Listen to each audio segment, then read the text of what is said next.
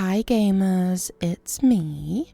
In this video, I'm going to be guiding you through the A New Look Skyscale achievement, which rewards the Kryptis Skyscale skin and the Kryptis Skyscale mini. Oh hi, it's me from the editing future. Just want to pause and make this disclaimer, I guess, that this guide was filmed and created from an alt account which has limited access to mounts, masteries, map completion and good gear, etc. So it may not be the most efficient way to complete some of the objectives, but rather provide a more realistic guide to newer account players. The video guide has also been edited together in the same order that the steps appear in-game, but this does not mean that you need to complete them in that same order. You do not, and I did not either, but with the magic of editing, that is how you are going to see them. Feel free to skip around using the timestamps for whatever section is or is not relevant to you. Enjoy.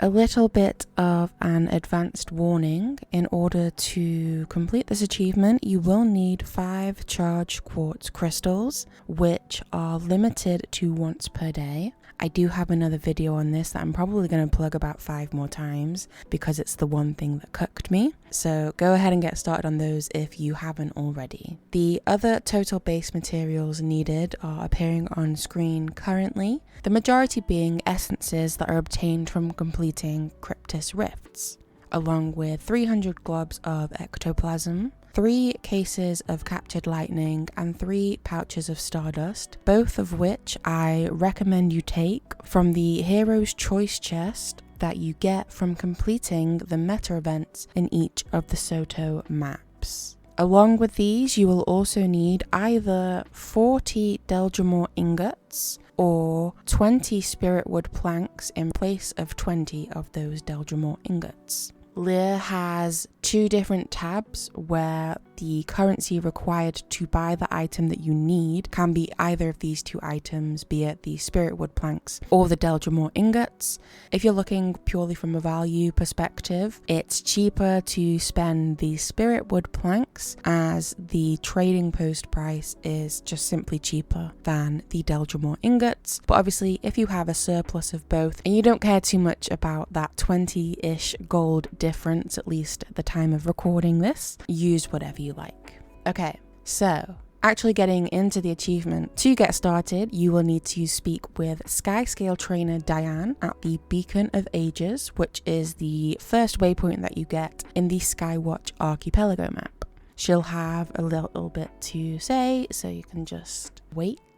The second step is to purchase the Analytical Charm from Lear in the Wizard's Tower. If you don't have the Wizard's Tower Teleportation Stone / scroll, feel free to check out my other video guide on that. And this is where you're going to spend the majority of the materials on the Analytical Charm, because the Rift Essences and the majority of the ectoplasm will be spent on Amalgamated Kryptis Essence, of which you'll need 2, and these are bought directly from Lear himself. To then purchase the charm, you'll need the Spirit Wood Plank or Deldrimor Ingot, 20 of either. You then spend 20 Deldrimor Ingots later on another item that does not have like an alternative cost. And this is where I got cooked, and because I didn't have any charged quartz crystals on my alt account here, so I then had to wait about a week because in the middle of trying to get the 5 that I needed, they disabled the ability to charge the quartz. Feel free to check out my video on that if you're not sure how to do that.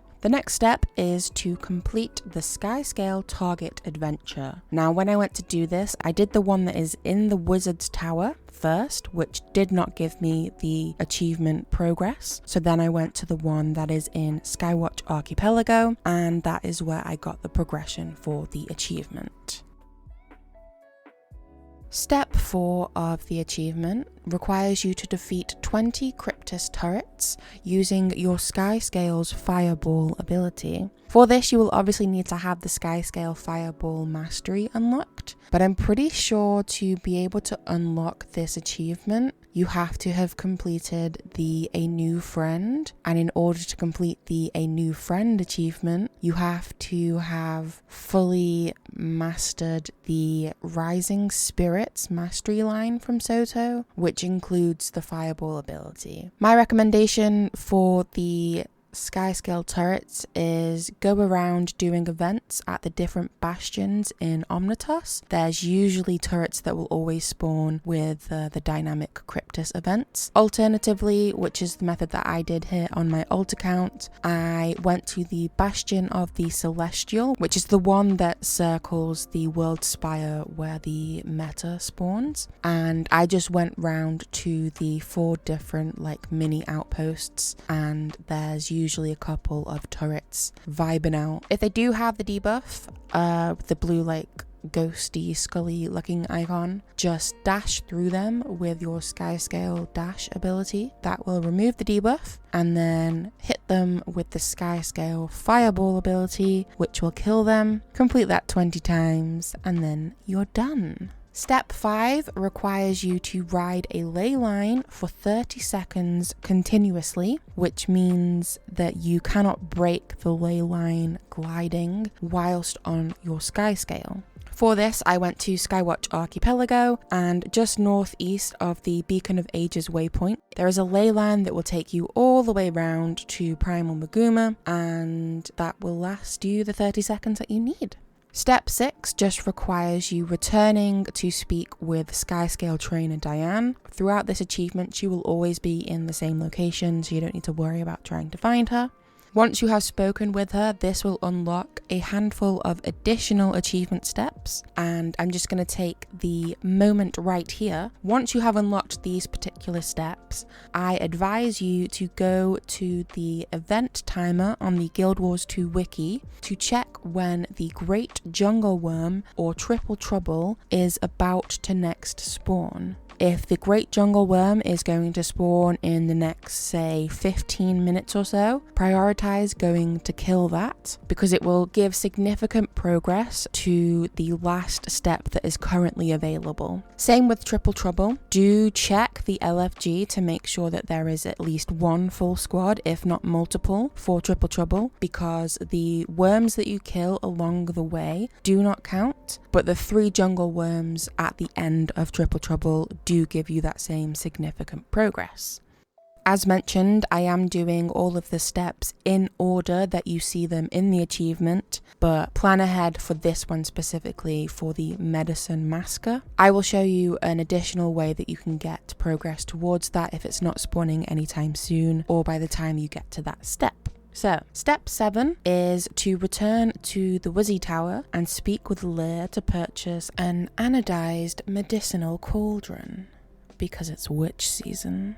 This is where you will spend the 3 pouches of Stardust and 3 cases of Lightning. Again, I recommend you take these from the Hero's Choice chest. As you can see, I'm taking mine out of the bank to select that particular reward here. I recommend this, and I might make a standalone video just to get the information out there. The cases of Lightning and the pouches of Stardust, whilst they can be purchased with the map currency, they cost 250 of the map currency. The 20 stack of currency are good if you need an influx of the currency for whatever reason. However, picking this option will net you only 200 of the currency, and as I said before, to purchase the cases or the pouches of Stardust, you need 250 to buy it from a vendor. To then go on and purchase the cauldron, you will need 20 Deldrimore ingots. I'm pretty sure I just donate gold from my main account to my alt account to be able to purchase this, but you will also need another amalgamated Kryptis essence, and unfortunately, as you can see, I do not have enough Kryptis essence, so I'm going grifting. Enjoy this lo-fi rendition again of Tokyo Drift. If you get the reference, I appreciate you. If you don't, I'm sorry you missed out. I grew up on the Fast and Furious movies, and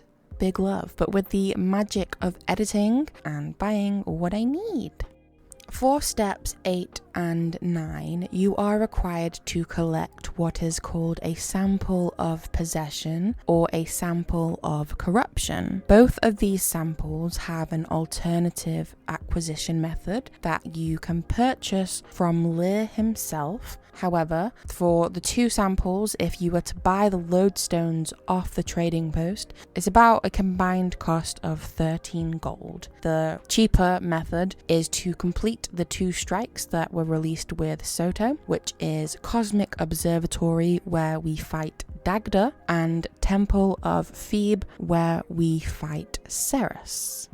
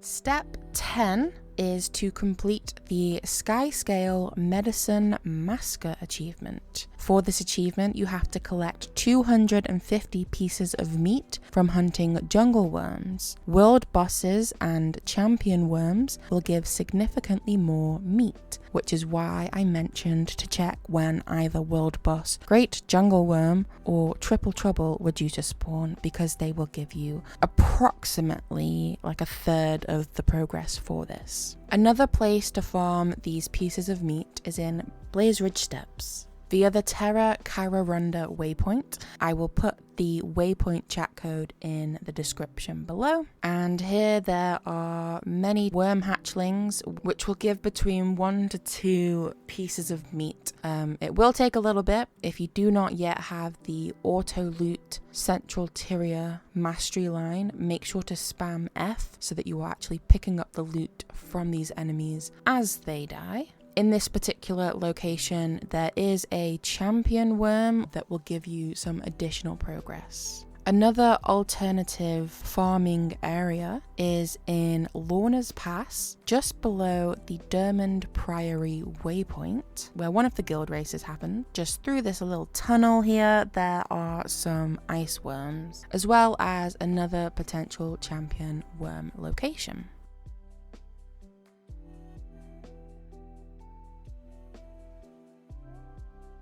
Once you have completed Medicine Masker, return to Skyscale trainer Dyanne in Skywatch Archipelago. She will have you administer the medicine to the Skyscale and give you another objective called Arcane Osmogrifier. Arcane Osmogrifier requires you to open arcane chests located around the Soto maps. I have another video where I show you a pretty quick and efficient farming route for greater chests in Skywatch Archipelago. I do a kind of scuffed version of this in the footage that you see, but I do recommend going to watch that one because I give you an explanation and a play-by-play of the route that I am taking. Minor, or I believe they're called lesser arcane chests now, will also give you the Arcane Osmogrifier achievement progress, but obviously the greater ones give you more. Return to Skyscale trainer Dyanne for the last time, interact with the Skyscale,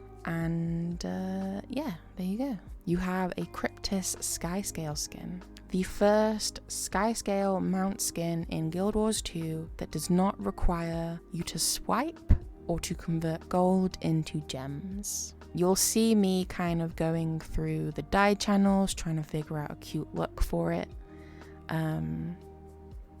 Let me know if you think I achieved some level of cuteness and enjoy this little flying montage slash showcase. Thank you everybody and anybody who might still be watching. Content might be a little bit slower over the next month or two as I have a new job and I will have a lot less free time to spam Guild Wars 2 gameplay and content. However, you can find me definitely on a Monday evening from 7 PM UK time doing a raid full clear including all challenge modes. The Twitch link will be in the description below. I hope this helped and thank you for watching.